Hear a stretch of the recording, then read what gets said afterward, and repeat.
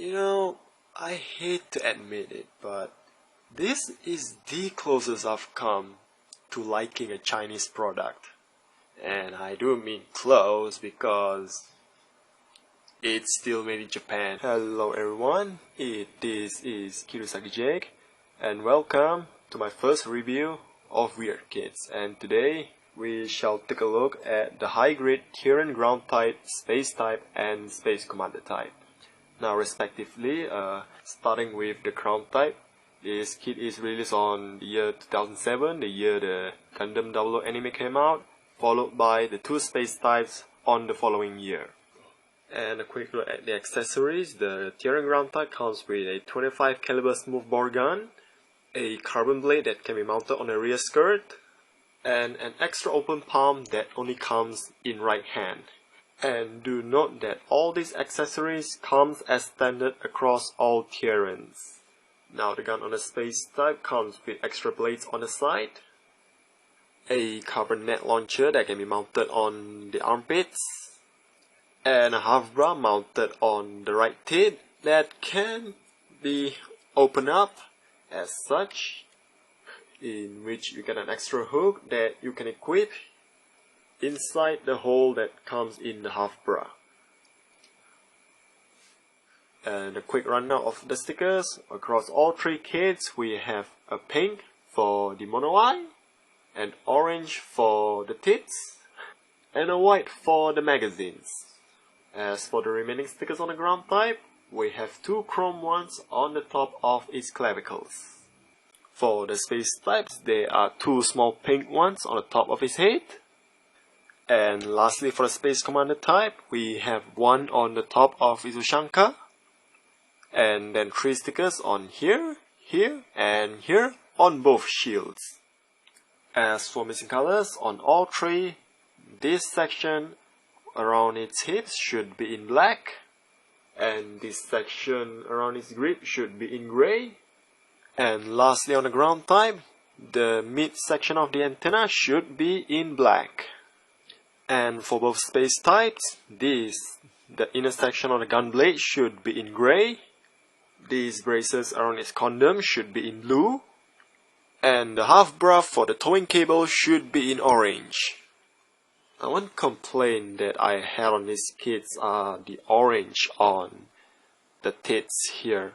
So why can't Bandai make these into separate parts is beyond me. And the left tit especially, it's made out of 4 pieces of stickers. We have one on the top, we have one on the bottom, we have one around the machine gun, and one for the front of the machine gun. And not to mention that this half bra that the space type comes with is entirely in the wrong color. So for reference, the Exia that came out earlier the year that the Tieren ground type comes in, it has its nipples molded in like a different color, and those nipples are really tiny parts. So why can't this entire section can't be molded in separate color? Is again, there is no excuse that Bandai can mold the tiny nipples on the Exia separately, but they can't do it on like the much bigger section of these tits here. But then that said, the Exia at that time, the entire mid section of the Exia shield is one big piece of white stickers. So there's that. And here is my favorite part of the review, the articulation. Now pretty common for kits of its time. The elbow here is on a single joint and goes out this much. The arm goes out this far, all the way around, rotation on the upper arm, and this flap goes up, and movement on the hand on a ball joint. Now to the middle, we have the most interesting aspect of the kit. This clavicle here moves forward this far, which is, given its bulk, it's very noticeable. Moving along to the head, it came off super easy and the mono eye can move around. Moving down, given the way this kit is designed, the chest moves back and forth. Moving down to the waist, the Tieren can go right round, baby, right round without interruption. Down to the hips, each hips are independent of each other and it can move around on a ball joint. And then it connects to one more point at the thighs in here, so it can move as such. And thanks to that, the legs can spread out this far apart from each other. And further down, the legs can go down this far. But if you so choose to, the legs can actually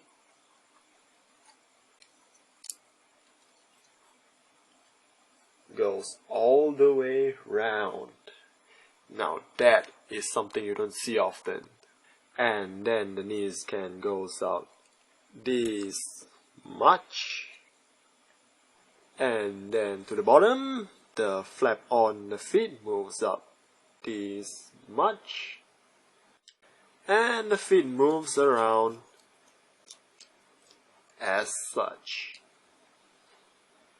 As to wrap things up, the shield on the legs moves this much. And the shield on the shoulders moves as such and rotates around. And the gun can move around as such. Moving on to the space type, each thrusters are on the individual ball joint.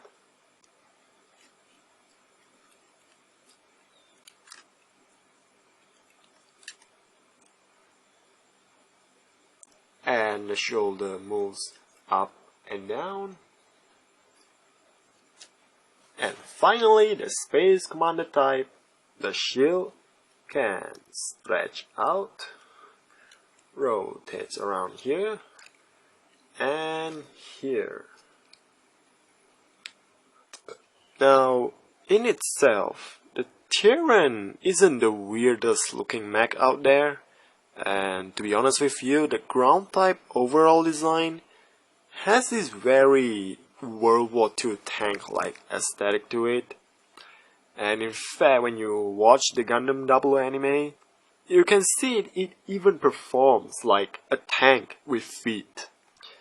And this is like the weird part that I find about the Tieren, is that in the anime again, every other factions are already deploying like these sleek looking suits like the Union flags and the AU Enact, which maybe at its time are the equivalent of a 5th generation jet fighters.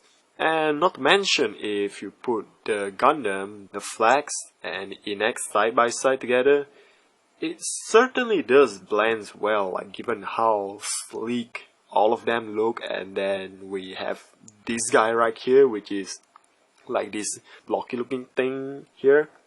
And if, like I said, if this thing are a World War II tank and the Union flag, the AU Enact are 5th generation jet fighters, that the Gundams are this like top secret experimental reverse engineered alien craft from Area 51. And then you have the space types, which, if you ask me, does look a tad bit more weird than its ground-dwelling cousins.